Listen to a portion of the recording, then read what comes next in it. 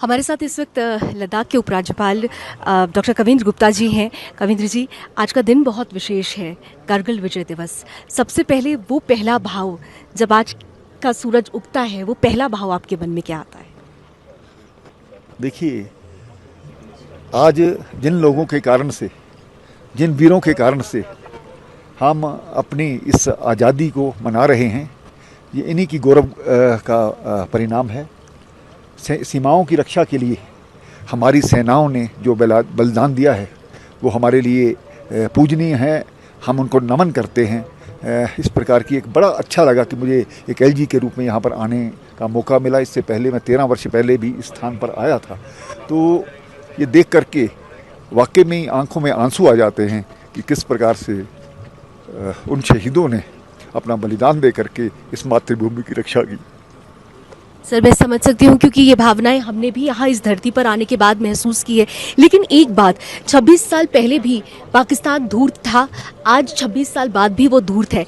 लेकिन हमारी विजय 26 साल पहले भी थी, हमारी विजय ऑपरेशन सिंदूर में भी है।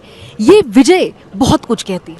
देखिए, भारत की जो सेना है उसको हम प्रणाम करते हैं, क्योंकि उन्होंने अपनी जान पर खेल करके हमेशा से भारत माता की रक्षा की है।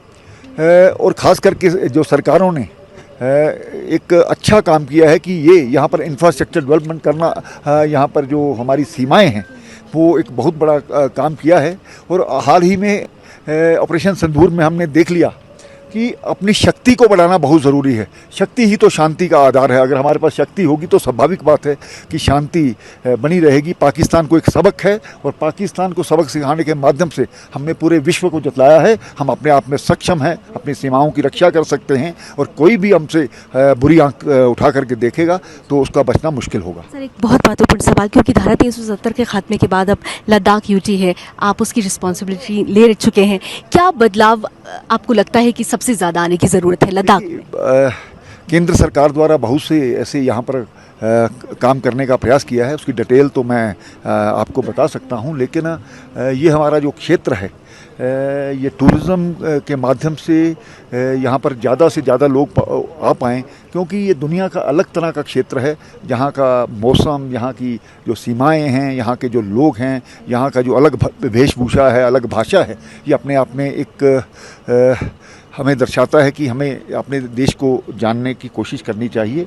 अब मैं यही कहूँगा, अलग भाषा, अलग भेष, फिर भी अपना एक देश। इस प्रकार की जो वन नेशन की हमारी कल्पना है, ये धारा 370 का जहाँ तक आपने बात की है, वो अलगाववाद, आतंकवाद, भ्रष्टाचार, परिवारवाद की एक जड़ थी। उसको ख़त्म करके हमने इसको पूरे देश के साथ मिलाया है। सुदर्शन के दर्शकों के लिए बस 2 लाइन बोल दीजिए। देखिए, मैं सुदर्शन न्यूज़ में अक्सर देखता हूँ। ये देशभक्ति को लेकर के, राष्ट्र भावना को लेकर के अपना चैनल चलाता है। इसलिए मैं शुभकामनाएं देता हूँ कि आप इसी प्रकार से समाज के लिए, देश के लिए, राष्ट्र के लिए काम करते रहें। बहुत बहुत धन्यवाद सर, बहुत बहुत धन्यवाद।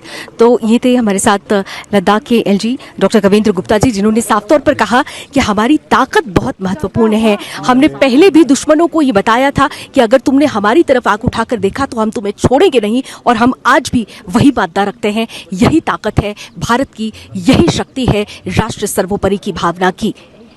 रोहिल बशीर के साथ मैं लावनी विनीत, कारगिल वॉर मेमोरियल से।